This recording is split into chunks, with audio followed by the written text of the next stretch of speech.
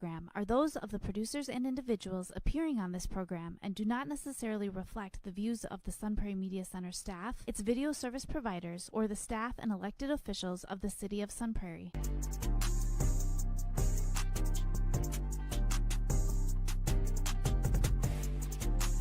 You are now watching the Alan and DJ Show.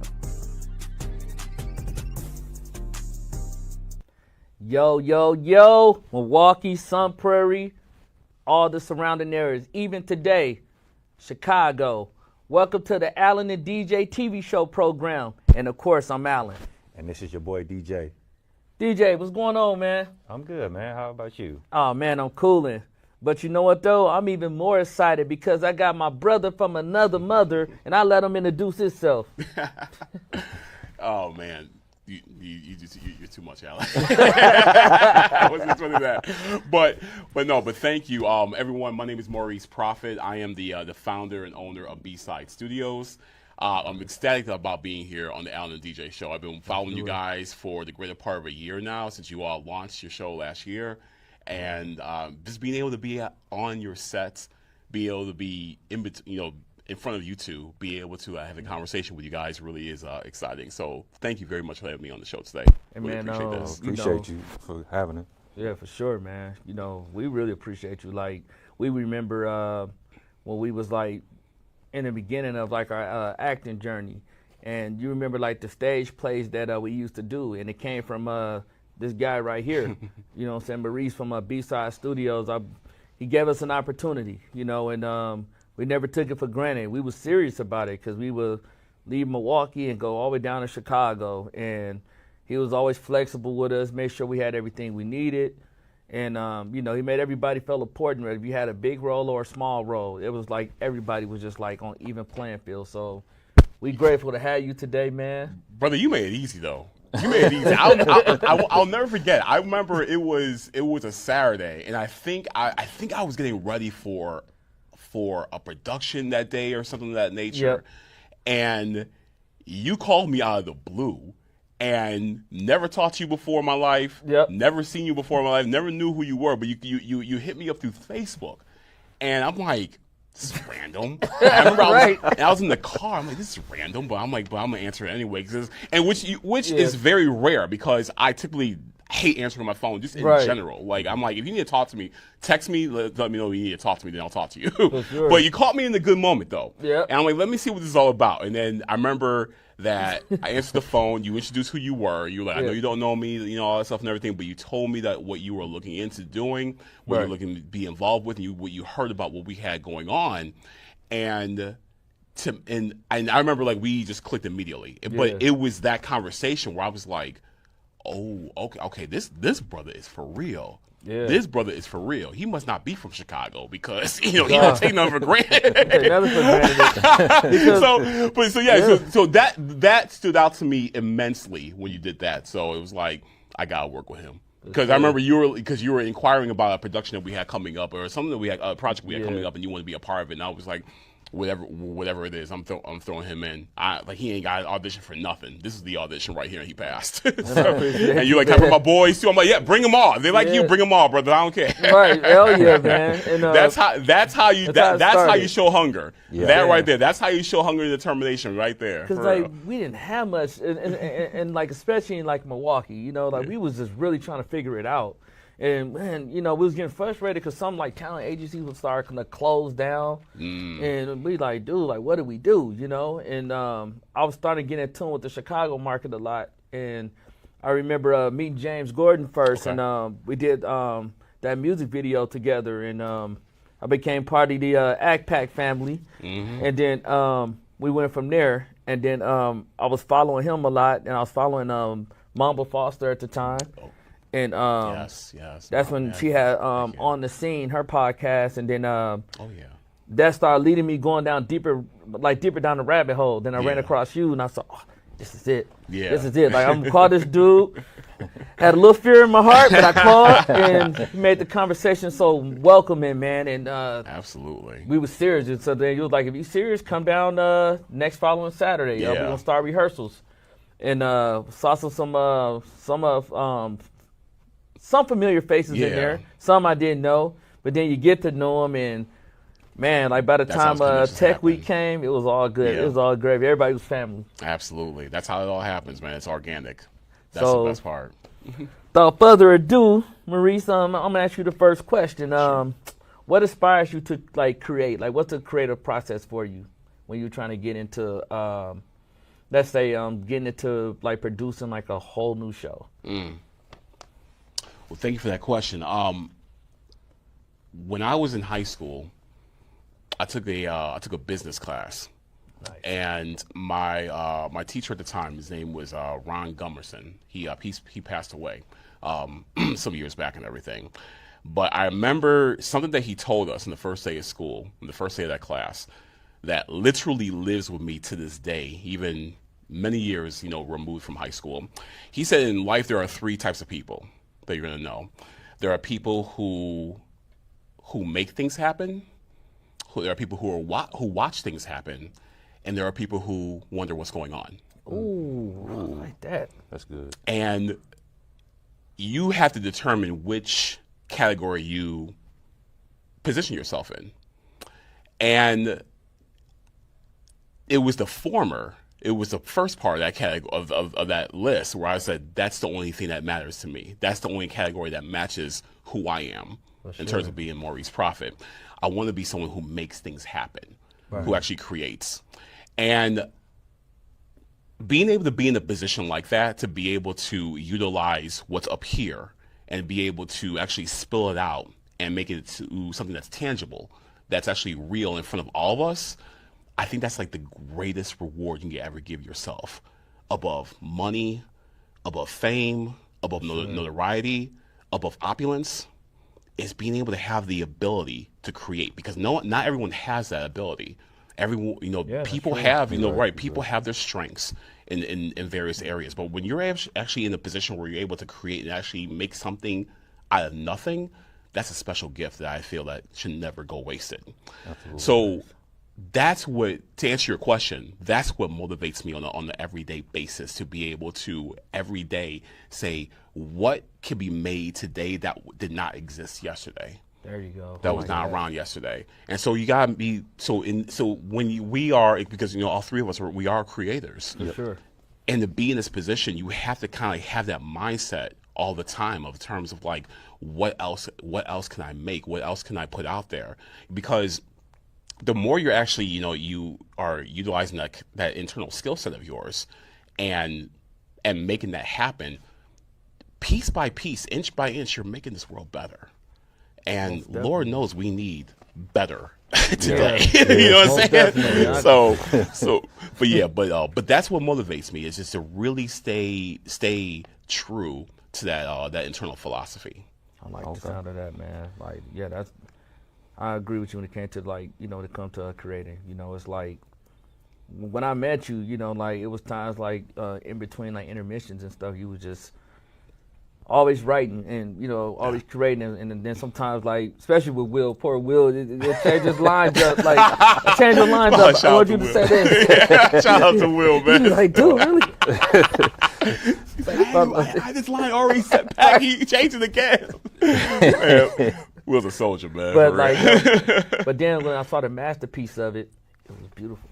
Thank you. It was beautiful, man. Thank you.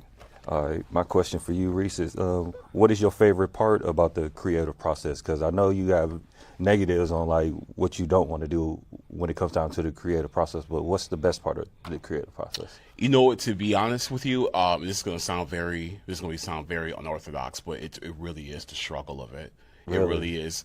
Nice. It really is. Like, I love, I know it's going to sound really bizarre, but I love when you are, and when I say you and you in general, when you're in the trenches of warfare, when it feels like you are hitting creative blocks, where it feels like you are hitting hurdles that are coming your direction, when it feels like you are just complete, you're being met with a lot of adversity, and not saying that like I'm like, oh, I'm excited. This is problems. Yes, bring the problems. Yes, like, I'm so happy you're here.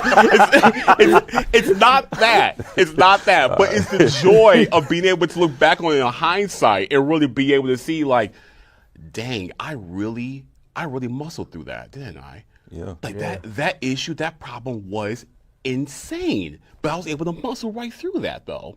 You know, and when you're in because there comes a point like when you're in the eye of the storm, of when these situations are coming up, when these tribulations are coming up, when you are like, you know, in the midst of creating or working on whatever project you're working on, there comes a point where the moment of clarity presents itself, and you say to yourself, okay, all right, okay, this is what this is right here. However, because of A, B, C, X, Y, Z, we can bring this to that.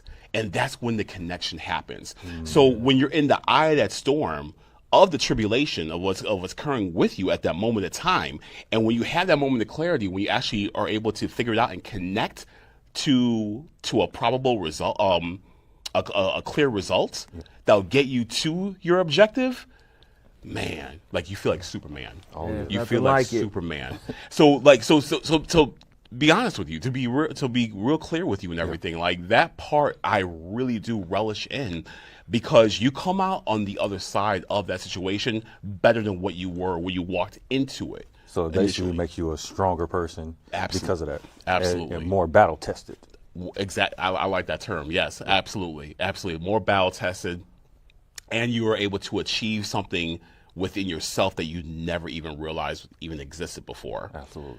And that's and that type of self-reflection really does go a long way in terms of like building who you are as a man or a woman, or however you identify yourself. But it really does build a lot for your character, though. And I think that's a very underrated, underappreciated portion of the process that we don't like to acknowledge, because it's very ugly. Because it's very ugly. You know, of course, like, you know, you want things to go smooth. Absolutely, who doesn't? But it's those moments of trial that really do bring the best out of who you are. I'm glad that you said that, because like a lot of people run from those type of challenges. Yeah. And you want to take them on head on. Yeah, absolutely, because it's only going to make you better. And it's like, if you're able to tackle a situation or a problem head on, and you already know how to be able to fix it, how to be able to overcome it, how to be able to, get through and everything like that, that's great. That's fantastic. That's wonderful and everything like that. But if it becomes redundant, then where's the benefit? After some time, you're going to be like, okay, this is getting a little boring. I know how to be able to handle the situation. Right. Give me something that's going to be very challenging. This is why, like, you remember, I don't know if they do this anymore though, but do you remember back in the day when there would be some very specific or very original surgery that was happening, and they come into like a big room that damn near looked like a mini stadium, and doctors will be sitting around watching from like the overhead and everything. Yep. The reason why is because they want to see something that has never been done before. Like they know the procedures on how to be able to, fix a broken pinky finger, or how to be able to, take care of a scar that might have happened, a cut, a bruise, whatever may have you. Yeah. But when they hear about a procedure, an operational procedure that intrigues them, that's like, I gotta see this. Yeah. You know what I'm saying? Like that's where that kicks in, that curiosity kicks in, because you want to see something you've never seen before, a challenge that has never arisen before, and you want to be a part of that. So this way you can take what's being displayed at that moment and be able to apply it to your own practice. Absolutely. Beautiful. And and I like that you mentioned that part, because it really shows like what you're made of, and it puts you in a test where, am I going to quit? Because sometimes you can be going through so much in life. And I like when I follow your story sometimes, you got that mindset, it's you versus you. Preach. It's true. Yes. You know what I'm saying? Like, it's you versus you, because are you going to quit because your car broke down? You're going to quit because you got cut from your other job, and then financial independency is not coming in like it once used to, and you like, man, everything else going wrong. Then now, you might be suffering in your relationship. Yeah. And to me, I feel like that's when you're battle tested. That's when you're going to say, dang, I can lose everything, but I'm not going to lose my passion for what I need to do, and that's create. And which brings me to question number 3. What advice would you give someone who is starting their creative journey today? I would say, really, don't be afraid of fear. Don't be afraid. Don't be afraid of fear. Don't be afraid of the questions that you have within yourself, and because that's always going to come into play. It's always going to be a matter of self-doubt is always going to play a role. I'm not going to sit here and tell you don't ever doubt yourself, because we all come across that all the time where we just don't know. But it's that one inkling that's going to be talking to you, saying that maybe you should take that leap. Maybe you should go forward. Maybe you should. You can clear this hurdle. And even with that self-doubt, it's that little voice that's telling you maybe so, that you have to make it as loud as possible. And so, to answer your question in terms of like someone who is going into kind of like a creative space, for the very first time and everything, I would say really know what it is that you have your heart set on. Because that really is where the true organic passion is going to be at. What it is that you truly do like. Don't if you're like, let's say you're a mechanic by trade, and you think that you want to learn synchronizing swimming, but you don't know, but you're like, I don't know, maybe I'll get into it or like that. It's like if you really want to follow that journey, follow it. But if you already are kind of I don't know about that, whatever, but I guess I'll try, then it's explore it a little bit deeper, because you want to get to the point where I want to do synchronizing swimming. I just don't know where to start. But I do know I want to do it though. But I don't know who to talk to. I don't know who to call. I don't know what website to go to in order to start. But I do want to do it though. Yeah. You don't want to. So it's okay to have questions in terms of where do I start with my path, and how do I get onto my path, and how do I explore it and everything. It's okay to have that, but you have to really know that that is what I want to do. I just don't know where to start. So really understand, hone in and be confident in the fact that you have chosen an outlet that really is going to give you happiness. You know what I mean? So so it really is about understanding where your true happiness lies in, and what really is going to be that variable that brings it to you, and then be ready for the work. Be ready for the work. Be ready to be able to, okay, if this really is what you want to do, get ready, feet hitting the ground, going, and be able to really embrace this path and this journey that you're about to go on to, because it's gonna be a long journey. But it's going to be so worth it, though. And it's going to be worth all the hurdles and the tribulation that you're facing, because you love it, because you love that end goal so much. I like that. So for any mechanics that want to synchronize and swim, keep your dream alive. It's going to happen. For sure. And then, you find out who you are as well as an individual. And, as a person who's I never been battle tested before, because there's going to be certain situations that you start to create where you're going to be tested. And that's what made me fall in love with that one quote that you always have in your stories. I'm like, man, this dude is getting it. It is you versus you. Because only you can get in your own way. That's facts. That's fact. Sure. And I'm glad that you that you touched on that as well too. That, because that quote, that moniker that I use, that is what just keeps me personally as Maurice Proffit laser focused on what it is that I do every day, because I can't and I never can be able to lay blame on anyone else when it comes to any my slip ups, or when it comes to any my transgressions, or when it comes to any my mistakes or anything like that. It really is on me.